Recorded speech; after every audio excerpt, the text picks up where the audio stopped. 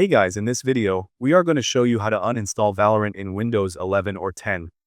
To start, go to the Start menu on your PC. Now, click on the Settings and select Apps on the left panel. Here, use the search bar to search for Valorant. After that, click on the three dots shown on the right side. Then, click on Uninstall to uninstall Valorant. Next, go to the home screen and locate the Riot Client. Following that, right-click on it and select Open File Location. Reach the Riot Games folder, and you will see the Valorant folder here. Right-click on the Valorant folder, and click on Delete. It will uninstall Valorant in Windows 11 or 10. Another way is to go to the Start menu again. Here, search for Run and click on Run. In the given bar, search for App Data and click OK.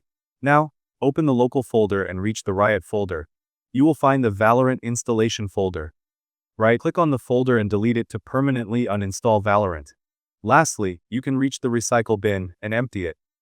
Thank you guys so much for watching. I hope you got some value. See you in the next one.